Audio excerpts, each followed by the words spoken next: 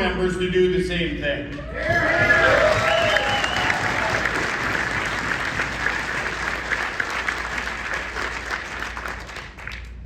I don't know about you, but this particular AGM, we are in agreement with what needs to be done. Is everybody 100% in agreement? No.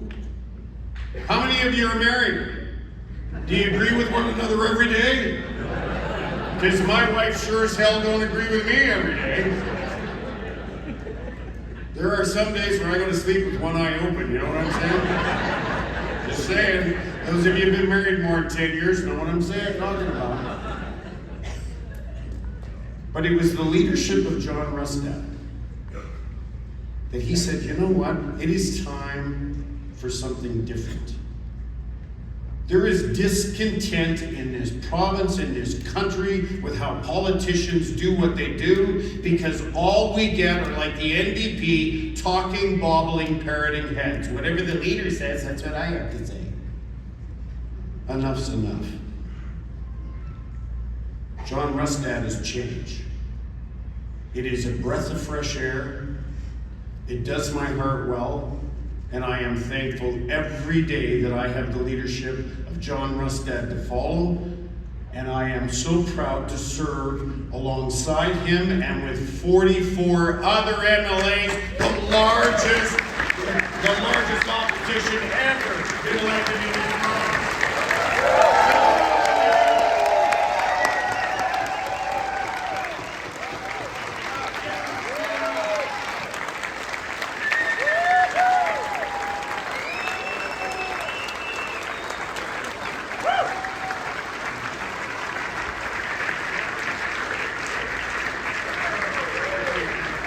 Ladies and gentlemen, this is about the future. I have 3 grandchildren. One has already left the province. He's getting his PhD in sports management. He's probably not coming back. He said to me many times, I don't know that I can afford to live there. I have a granddaughter that is a marine biologist. And she's right now looking to go back to Australia to work on the Great Barrier Reef. It's a marine biologist's dreams come true. If she ends up staying there, it's going to break my heart. But I will be thankful that she's fulfilling her dream. But she too doesn't think that she could ever afford to buy a home in British Columbia. The third one's 12. And he'll be lucky to make it to 13 the way him and his dad go at it, but that's another story. He's a little bulldog. I love him. But you know what I don't want to do? When he graduates, I don't ever want to be standing in front of that boy, loading up his stuff in his car, and having to look him in the eyes as he says to me, Papa, I don't want to go, but I have to, because I can't afford to live here, and I got no future. You were an MLA. Why the hell didn't you fight for me? That is what drives every single one of us every day, is there has to be a future back in this province for future generations. And come hell or high water, John Rustad is going to see that it gets done. Ladies and gentlemen, I want you to put a huge round of applause for the next premier of this province, John Rustad.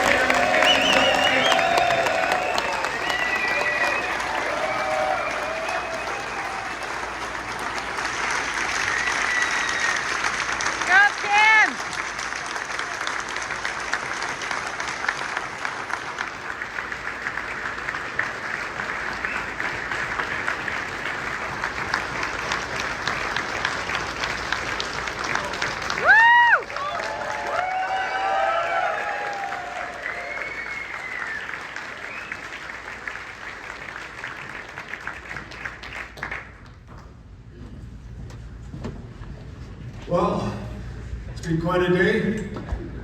Absolutely been fabulous, and I hope everybody has enjoyed this day. It's been something I've been thinking about, for a while now in terms of bringing this many Conservatives together for the first time in British Columbia in almost 100 years.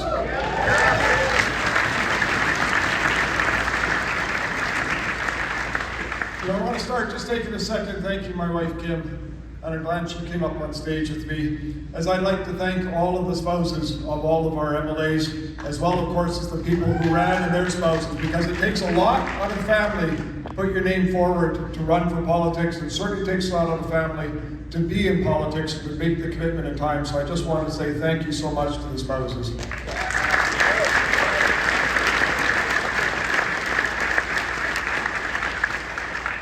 I don't know if I've ever really fully told this story, but in 2022, it was a pretty tough year for Kim and I. My father died in January. Sorry. My father-in-law died in February. My mom died in July. And I said to Kim during that time, I said, look, I'm done with politics. I need to spend time with Kim, and she has sacrificed a lot. And after I got kicked out of the BC Liberals, Kim came to me and she said, if you're not going to stand up and fight, who will?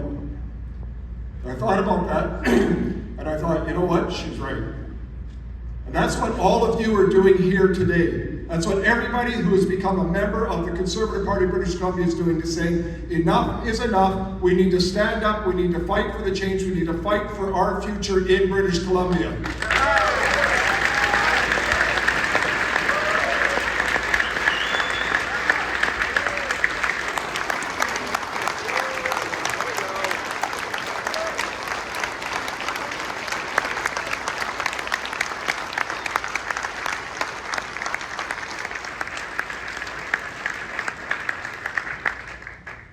Bruce touched on this when he talked about his grandchildren.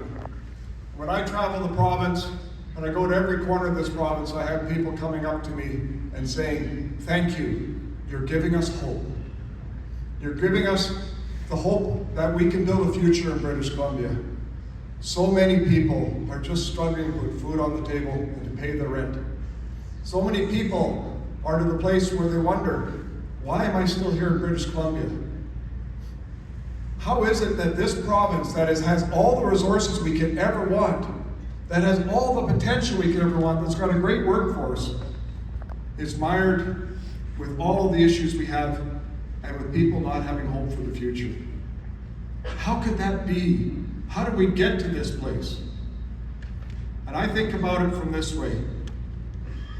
There is being a sea shift that is happening around the world. There's a sea shift that is happening in British Columbia because people are now not afraid to say enough. Enough of what's going in our schools. We're going to get rid of SOGI. We're going to make sure we get back to the basics and make sure our kids are prepared for their future, not focus on social media.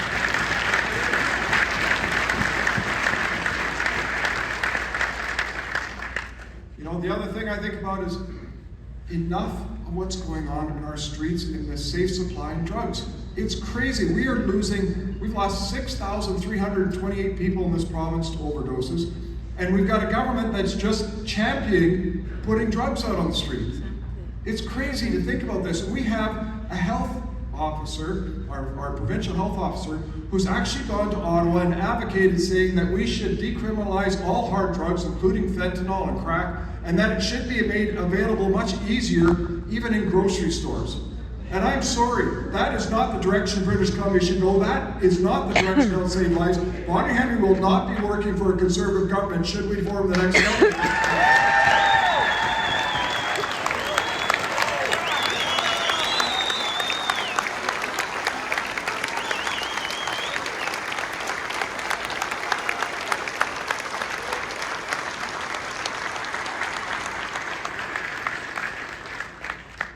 And all of this is just common sense.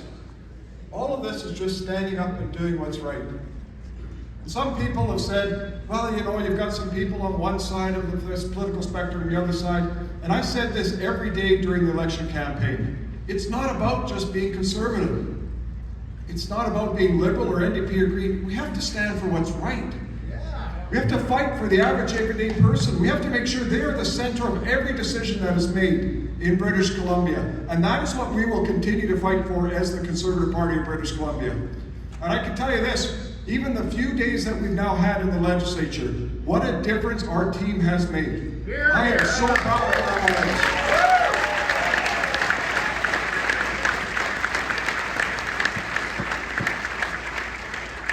Each and every one of them gets up every day, they come into the legislature, they go in, whether it's their constituent work, and they come in and they are ready to do the job. And for 36 brand new MLAs that have never experienced this, couldn't be more proud of how they've come in and how they've quickly learned and how they're holding the NDP to account.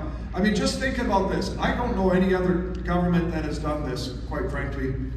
We introduce a bill that'll save a biorefinery in Prince George. The next day they adopt it and actually do it. I mean, think about that for a second and the difference that we're making. And Kyle, up in Prince George, he championed the bill for Tidewater. Couldn't have been more proud of what he did standing up for what he did.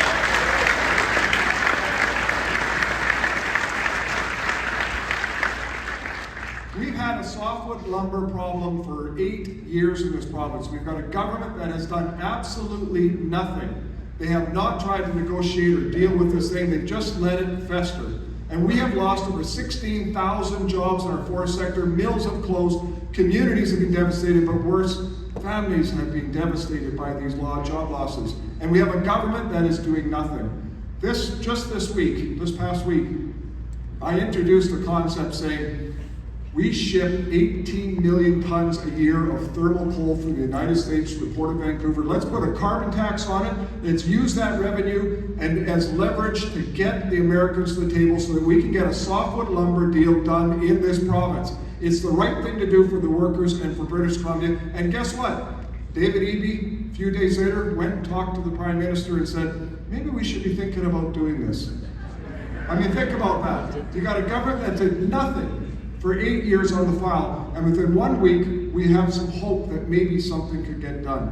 That is what the Conservative Party of British Columbia is going to continue to do for this province.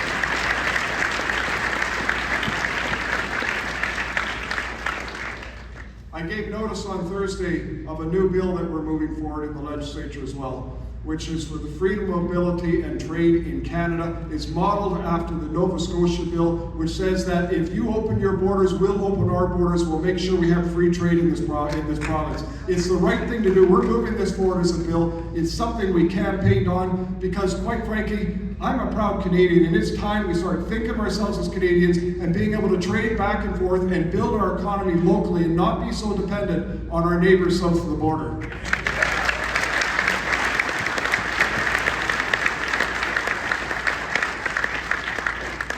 But that also means we're going to have to tackle another very thorny issue, and that is the movement of energy. And when I think about it, we have gone for far too long where it takes decades and decades of debate and all this stuff going on just to try to get a natural gas pipeline to the coast. Well, enough is enough. We need to start thinking more about how we support all of our provinces and British Columbia. And that means the movement of natural resources through this province to the coast. It means a movement of natural resources across Canada. We have to start thinking as a country. Enough. We cannot be tied up in all these squabbling little things that we have amongst our provinces. If we want to be able to have a true future, if we want to realize the full potential of Canada and of British Columbia, we need to tear down these barriers, we need to stop with this isolation, and we need to realize that we can be a powerhouse. It is our heritage, it is what we need, and it's what we would have to make sure that we deliver for the people here in British Columbia and in Canada.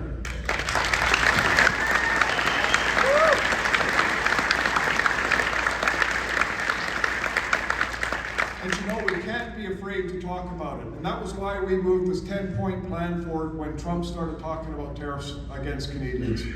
And what they do south of the border, that's up to them, what they're going to do. But when they start looking at this, I've came to the realization we are incredibly vulnerable. Just think about it. Half the food we consume comes from the States. 20% of the electricity that we consume comes from the United States. All of our jet fuel comes from the United States. 60% of the refined products that we have Some of it comes from Alberta, but the rest comes from the United States. And I'm happy to be able to work with the Americans. But if they're going to start trying to destroy our economy, it's high time we start looking after ourselves and make sure that we can deal with it and support our own people.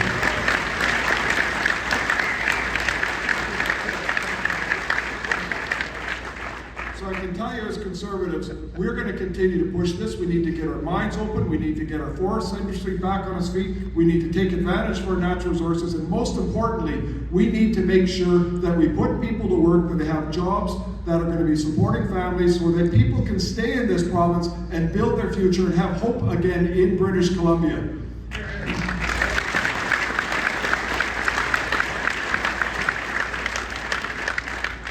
Next week we have a budget coming in. We have the NDP that are going to come out with all of these spending programs. Oh yes, I forgot, they don't have money, so they're supposed to be freezing things. But I tell you what, that's not going to be the case. I can tell you, you will see spending because that's all they know how to do. We need, quite frankly, to get this under control.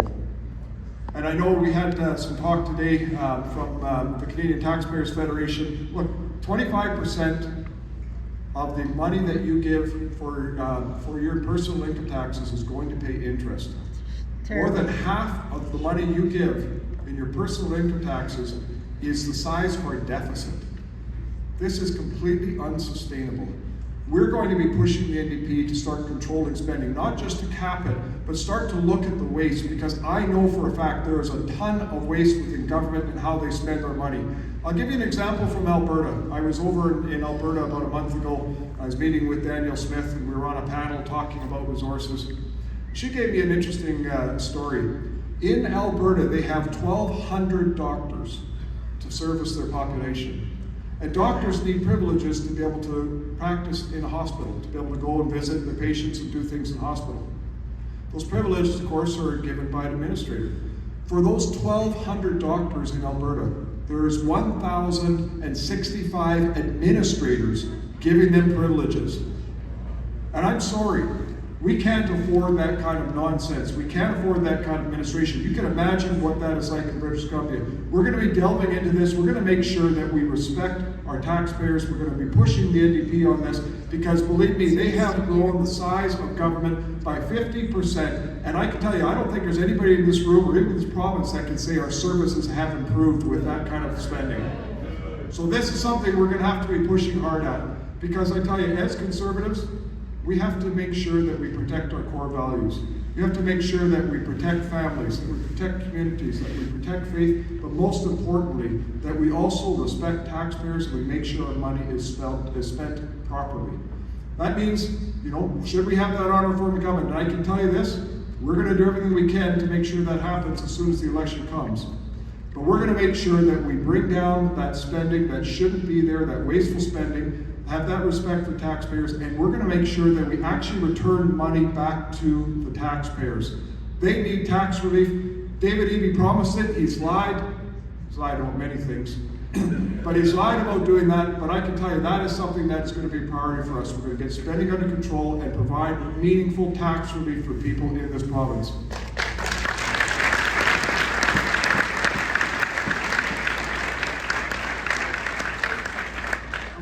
On one last thing, and that is election and what has went on in this past election. I get this question from many people around the province. The stories that have come forward to us as a party is really quite remarkable. The people who are principal residents in this province who receive voting cards from Elections BC. The people, and I'll tell you a story of a lady in Richmond. She said she is a principal resident. She's been here for about 15 years. She's becoming a Canadian citizen. She's from Chinese heritage. And so she's going to be a citizen here in the next month or so. And she said she went to Elections BC. She called up and said, am I allowed to vote? And what she told me, and I haven't been able to confirm this in Elections BC, but what she told me was Elections BC said, well, nobody ever checks to see if you're a Canadian citizen. This is our democracy we are talking about. It is the foundation of everything we do in this province. It's the foundation of all of our services. It's the foundation of our laws. we need to protect our democracy. We need to make sure that we do this right. There needs to be a full independent review of the elections in this province.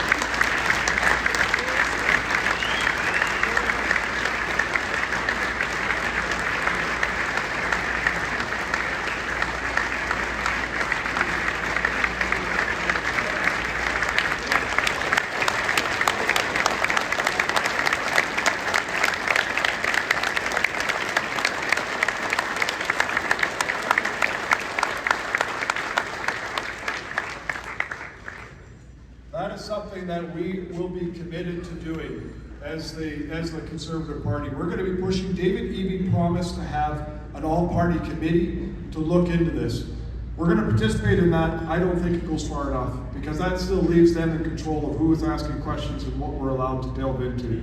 We need to not just have an independent election review of our elections, but of Elections BC, of the Elections Act, because at the end of the day, we've seen enough of what's going on in the election process. We brought forward some affidavits, but there is so much more, so many more stories out there with what is going on, and we want to make sure we get to the bottom of it. I'm a proud British Columbian and I'm a proud Canadian, and I believe very strongly in democracy. It's why I have free votes in the legislature. It's why I have our MLAs being able to stand up and speak, even if it may be something that I disagree with. Because freedom of speech has to be at the core of what we are as democracy. Amen.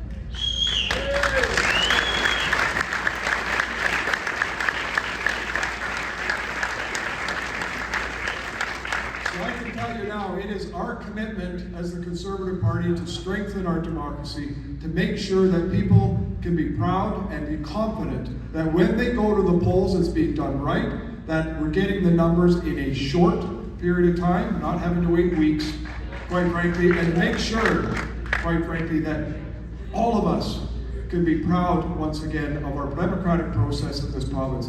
That is a commitment that we will do, and that is something we will do in the first year of forming a government as the Conservative Party of British Columbia.